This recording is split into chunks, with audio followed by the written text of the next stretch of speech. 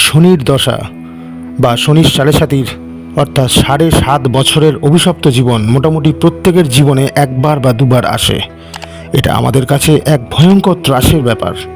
আজ আমরা জেনে নেব সত্যি কি সেটা ভয়ের বিষয়, কতটা ভয়ের, কিভাবে শনির দোষ কাটানো যায়, কিভাবে শনিদেবকে তুষ্ট করা যায়, শনির সাড়ে সাতির বাস্তবতা কি। হিন্দু ধর্ম বা সনাতন ধর্মের বেদ পুরাণ উপনিষদ অনুযায়ী 33 কোটি দেবতা বিরাজমান। সত্যি কি 33 কোটি দেবতা? একদমই নয়।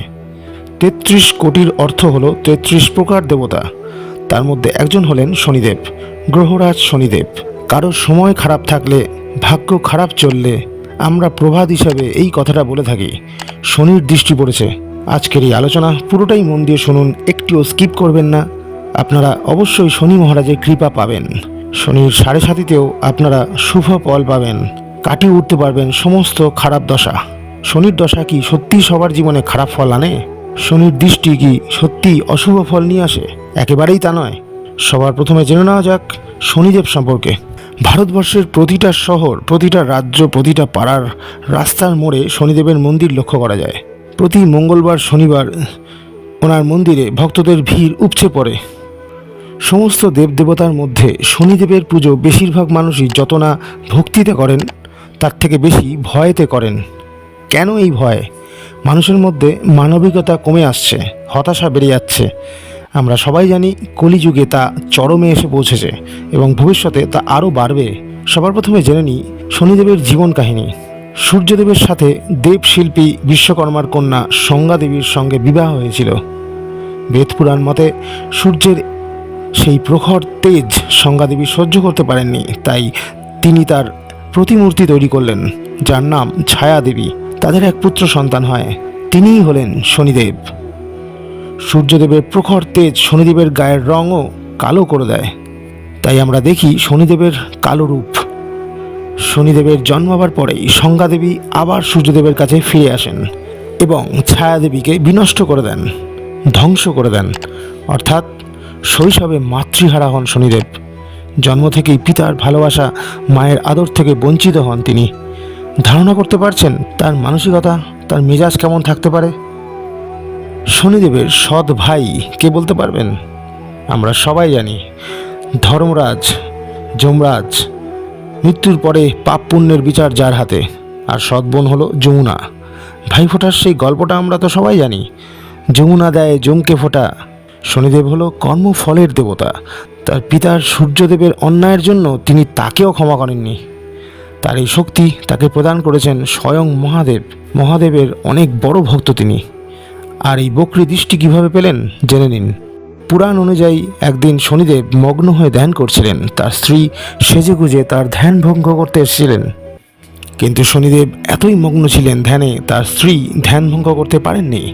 তখন তার স্ত্রী তাকে অভিশাপ দেন যে, আমি এত সেজেগুজে তোমার কাছে এলাম, তুমি আমার দিকে তাকালে না, এরপর থেকে যার দিকে তাকাবে তার জীবন বিনষ্ট হয়ে যাবে। আর তখন তাদের বিবাহের 7.5 বছর হয়েছিল, তাই শনির দৃষ্টি পড়লে 7.5 বছরের জন্য মানুষের জীবনে প্রভাব পড়ে। শনির দৃষ্টি পড়লে যেমন আর্থিক অনটন আসতে পারে আইনি সমস্যা, সেরকম কর্মফল ভালো থাকলে মানুষ ভিখারি থেকে রাজা হয়ে যেতে পারে। কি কি লক্ষণ দেখা যায় শনির দশা খারাপ থাকলে? শনিকে শুকনো গ্রহ বলা হয়, অর্থাৎ নখ ভেঙে যাওয়া, বাতরোগ, চামড়া ফেটে যাওয়া বা হলুদ হয়ে যাওয়া, পায়ে ব্যথা, পেটে ব্যথা, মাংসপেশিতে ব্যথা, অকারণে দাঁত ব্যথা করা, মুখ তেতো হয়ে যাওয়া ইত্যাদি। এছাড়া জীবনে আরও কিছু প্রভাব পড়ে, যেমন আপনি একটা স্টেবল জব করছেন বা বিজনেস করছেন, সেটা আপনার ছেড়ে দিতে ইচ্ছা করবে, মানসিক চঞ্চলতা দেখা যাবে, আপনার ইচ্ছা করবে একঘেয়ে হয়ে গেছে এই চাকরি বা ব্যবসা, একটু অন্য কিছু করে দেখি, সেখানেই মানুষ ভুল করে বসে। এছাড়া জেল যাত্রা অর্থাৎ কারাগার দর্শন অবধি হতে পারে, পাগলখানা অর্থাৎ অ্যাজাইলাম যেতে হতে পারে শনির দশা খারাপ থাকলে। এবার আসা যাক উপাচারে। শনির দশা খারাপ থাকলে নীলা, এমেথিস এসব রত্ন ধারণ করতে বলা হয়, কিন্তু নীলা সবার স্যুট করে না। এতে উপকারের থেকে ক্ষতিও হতে পারে সঠিক কুণ্ডলী বিচার না করে যদি ধারণ করেন। শনিদেবকে তুষ্ট রাখতে গেলে সবার প্রথমে যেটা করতে হবে, শনিবারটাকে সঠিকভাবে পালন করতে হবে। শনিবারে নিরামিষ আহার করুন। কোনো রকম ঝগড়াঝাটি অশান্তি করবেন না, কাউকে গালিগালাজ করবেন না। সাত্ত্বিকভাবে সেই দিনটাকে অতিবাহিত করুন। 2 নম্বর, ফল দান করুন। আমরা দেখি মন্দিরে শনিবার অনেকেই ফল দান করছেন, 5 রকমের ফল, কিন্তু তার থেকেও যদি আপনি সেই ফল কোনো দুস্থ, অন্ধ বা দুঃখী লোককে দান করেন, শনিদেব বেশি খুশি হবেন।